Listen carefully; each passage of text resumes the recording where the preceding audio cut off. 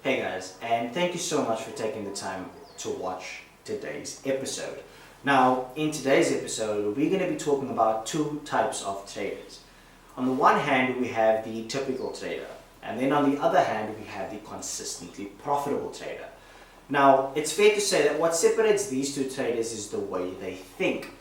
And that is what we're going to be defining today. We're going to really be digging into the mindsets of these two traders by using simple examples that is relevant to both the typical trader as well as the consistently profitable trader. Now, with all that being said, it's fair to say that trading is all about analysis. Understand that if you are going to access the markets, you need to know what's going on. And in order for you to know what's going on, you have to analyze. And with that being said, once you analyze the market, you'll get a rough understanding of what could potentially happen. And so what happens in this instance is that the market is divided up into these three types of analysis.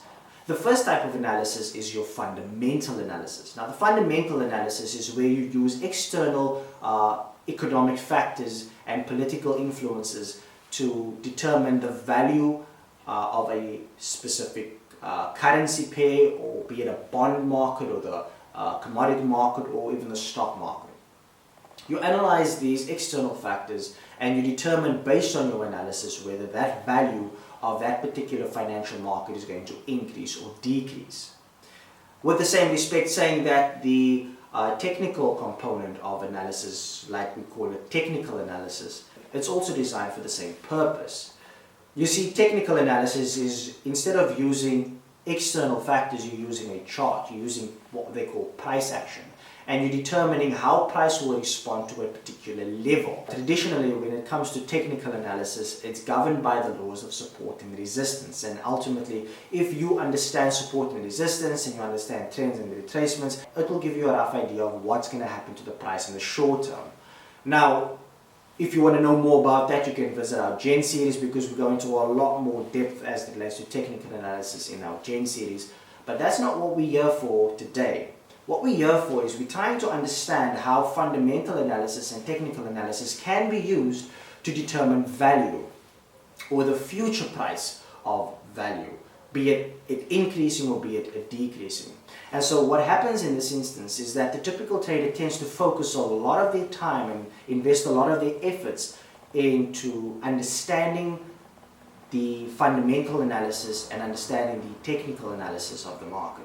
Because they believe that if you understand the fundamental aspect of the market and the technical aspect of the market, you'll be able to find opportunity. And once finding that opportunity, you will have eliminated every possible reason of the market doing anything outside of your analysis. And so what happens in this instance is that they put such a great deal of value on the technical and fundamental analysis that they forget that there's a third type of analysis. And you see, this third type of analysis is most probably the most important type of analysis. Now, in the previous video, we said that trading is 90% psychological and only 10% skill. So when you invest a lot of your time and a lot of your effort into becoming a good analyst in terms of fundamentals and technicals, then you must understand that that's only going to contribute 10% to your consistency.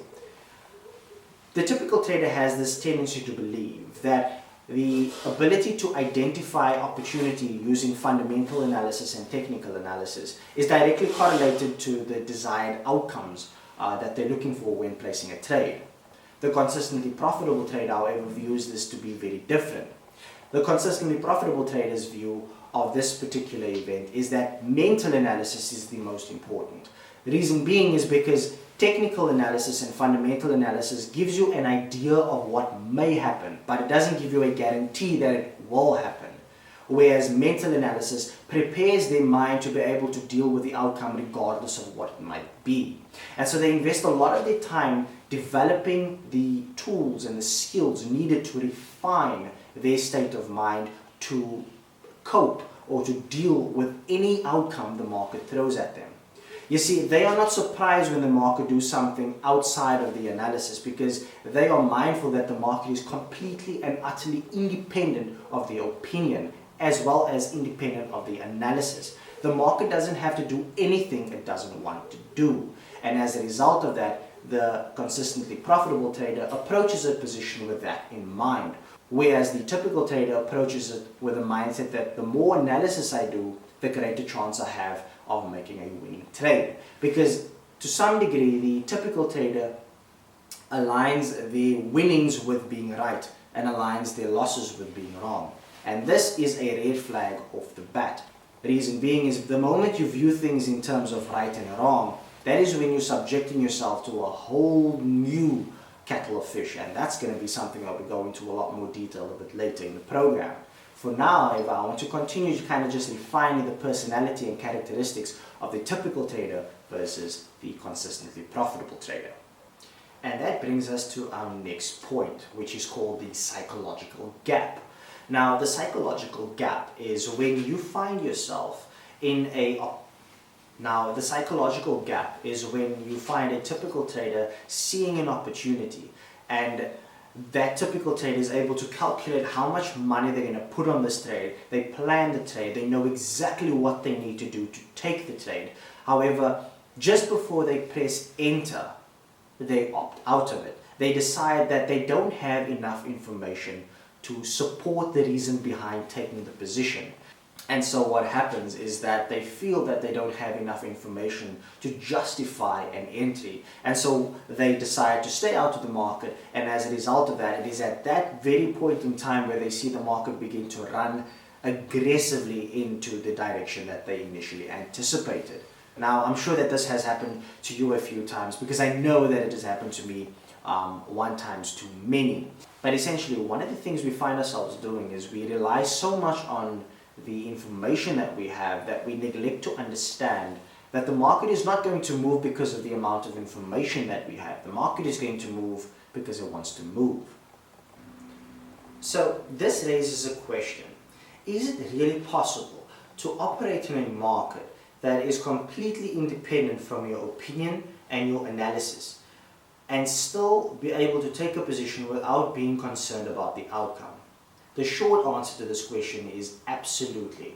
There is no doubt in my mind that this is a possibility. And not only is it a possibility, if you apply the correct mindset, it is a certainty. Because you see, when it comes to the psychological gap, the objective is to close that gap as best you can. The way that you do that is that you first and foremost develop the trader's mindset.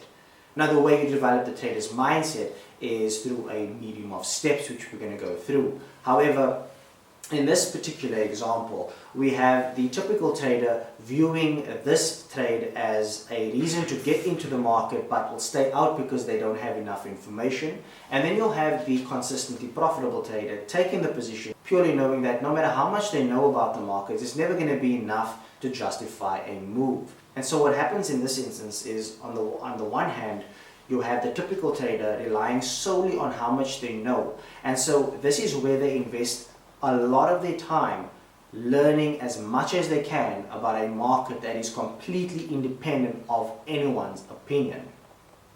And then you have the other individual, which is the consistently profitable trader, that is mindful that their opinion doesn't really matter. What matters is their ability to take the position, execute the trade, and actually see it through. So on the one hand, you have this typical trader trying to avoid a loss. Reason being is because he or she is scared of being wrong. On the other hand, you have the consistently profitable trader taking a position, not really caring about winning or losing, because when they win, it's not as a result of how much they knew about the market. It was just a case of them seeing that there was an opportunity. They seized the opportunity and it worked out in their favor. And if they lost, they took the opportunity knowing full well that it could have worked, but it didn't work. And so they accept the outcome from the offset. Now, when you look at these two dynamics, what you will come to discover is that because the typical trader views things in terms of right and wrong, they prevent themselves from seizing opportunities like this.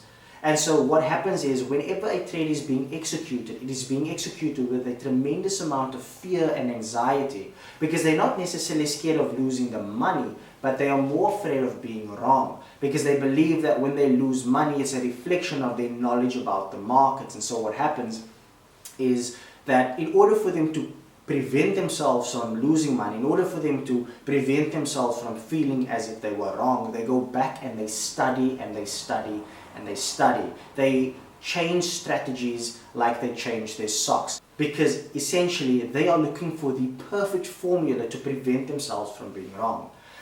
Whereas on the other side of the coin, you have the consistently profitable trader that doesn't view their losses in right or wrong, but rather views their losses and wins in terms of probability. That there was a higher probability of success on this position and therefore I took the trade. Now understand that when they look at it in terms of probability, they are mindful that there is a downside, that there is a possibility of losing, but they accept that the moment they place the trade. And so they understand that when they take the position and they make money, it is not as a result of their analysis or anything that they have done. When they take a position, it's just a case of identifying that there was a probabilistic outcome that they traded in that particular direction, and there was a possibility of the market moving in the opposite direction. So they took the position not because of all the information that they have, but because there was a probability of success. On the other hand, you have the typical trader who does not take the position out of fear of not having enough information. And so I hope that you're starting to see the dynamic between these two individuals, and you're starting to see the mindset and the way they view the same instance. Because ultimately both of these individuals are participating in the same market, which means that they both have the same opportunity. But the difference between the two is the way they think and the way they look and see and perceive a win and a loss. On the one hand, you have the typical trader that views their losses and wins as right and wrong, and on the other hand, you have the consistently profitable trader that views his or her wins and losses in terms of probability and possibility. Now, this leads us to our next point, where we're going to discuss environments. Now, when it comes to environments, it's very important to understand that there are two types of environments: our internal environment and our external environment. Now, I'm going to get into that in a second, but before I do, you see, when it comes to rules and environments, it is very important to ensure that these two are in unison. Reason being is because rules ensure that any unwanted behavior is not experienced. And so if we were to use this in a typical example, I could give you a household example. Then we could say that there's a family of four, where there's a mother, there's a father, and there's two teenage kids.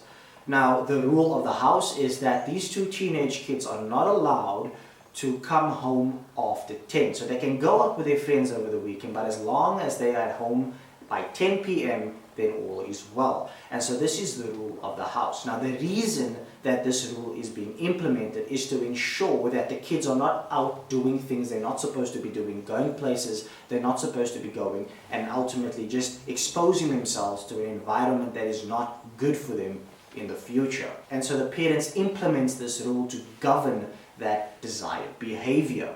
However, the kids finds that they want to stay out a bit later with their friends, and so they're faced with this decision. On the one hand, they can stay out with their friends later, but they run the risk of not being able to go out with them the next weekend, and they also stand a chance of being grounded or punished as a consequence for breaking the rules of the house.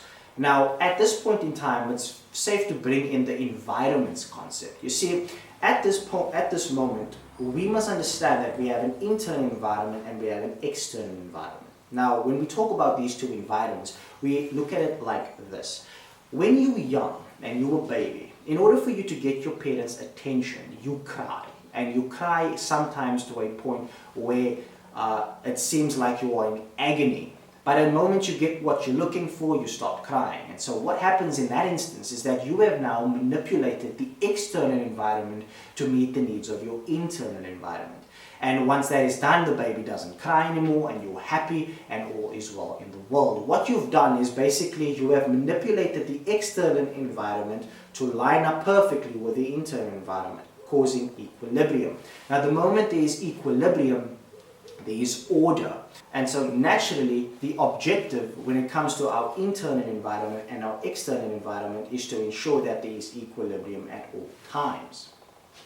Now, when it comes to environments, it's important to understand that what you want, the desires of your heart or the desires that you have for your life, and the things that you believe you need is all manifests in the internal environment and materializes in the external environment. But it's very important to understand that in order for your environments to align, there has to be rules and boundaries set in place. If there are no rules and boundaries set in place, then there is complete disorder and inconsistency, and ultimately what you believe you need will not always manifest or will not always materialize in the external environment as a result of there not being any rules and boundaries. You see, in society we have rules and boundaries that governs the law and ensures that everybody acts civil towards one another. However, when it comes to trading, these are not provided. These rules and these boundaries are not provided. And so what happens is you enter into this industry, you enter into this market where there are no rules and there are no boundaries. It is your responsibility to create these rules and boundaries. In other words, it is your responsibility to ensure that if you want your inner desires to materialize in the external environment, it is your responsibility to apply these rules and boundaries in your trading. Because if you don't do this, you leave yourself exposed and you leave yourself open to enormous damage.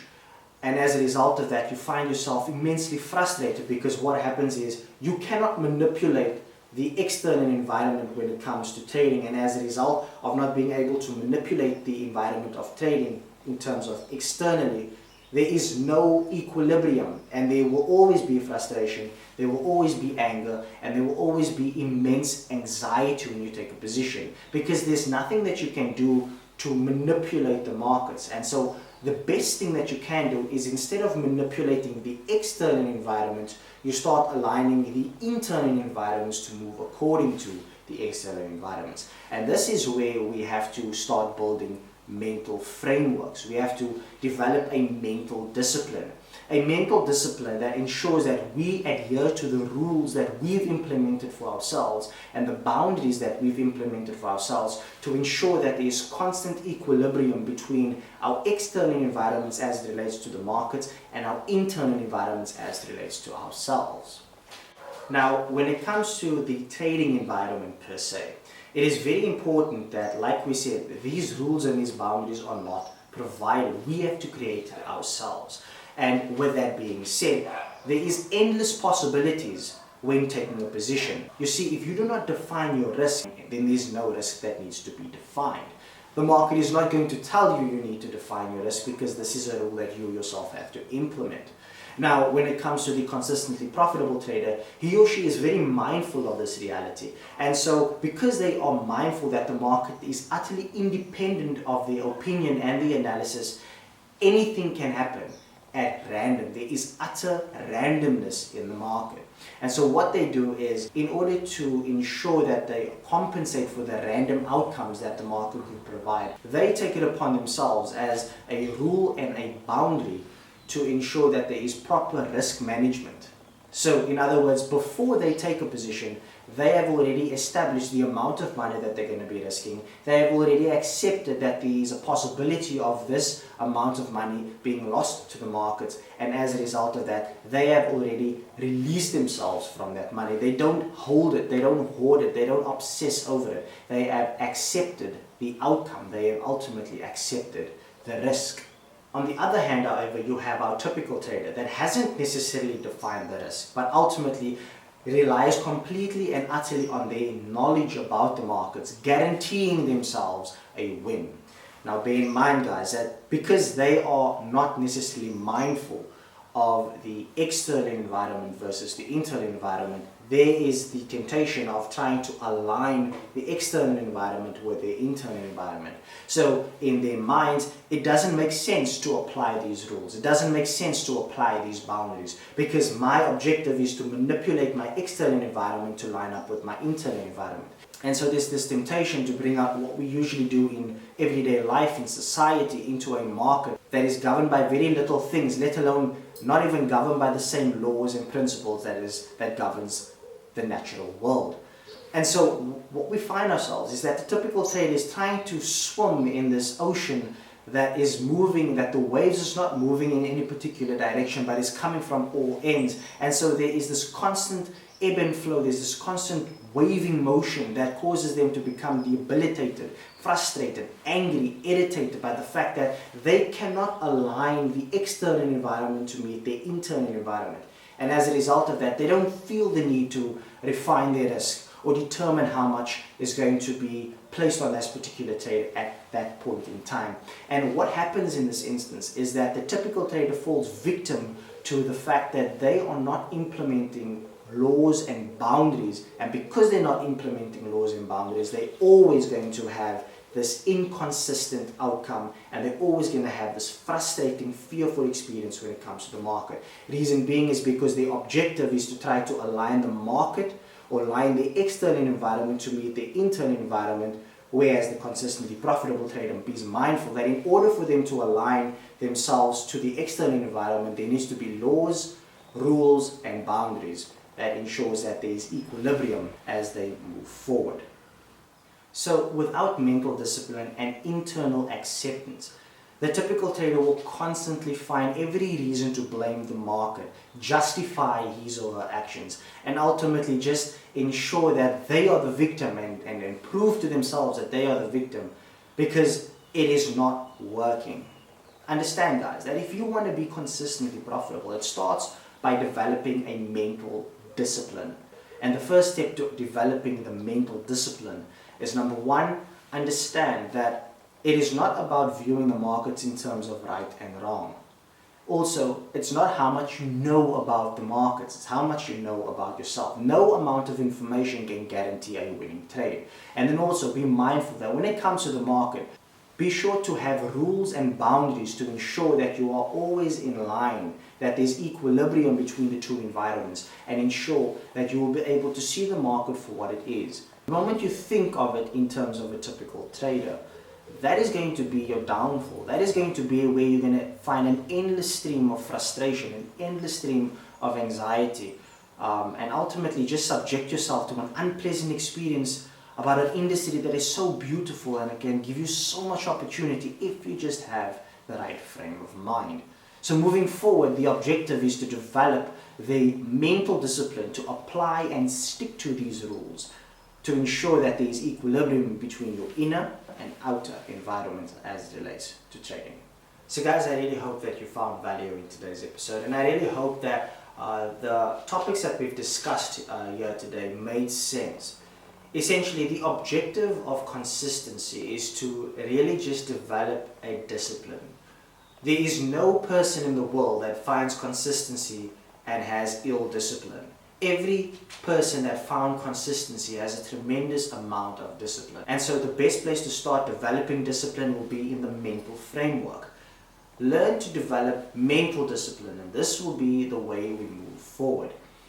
And so guys, I really, like I said, hope that this has been value that was added. I really hope that things is being put into context as it relates to the various environments, as it relates to how you view the markets in terms of right and wrong. So guys, I really do hope that you've enjoyed today's episode. I look forward to seeing you all in our next episode. And up until that point, guys, I hope that you will start developing the mental discipline needed to find pure and utter consistency in a market that is utterly random. So guys, with all that being said, I hope that you have an awesome day further. I look forward to chatting to you all soon. Up until all that, cheers and bye for now.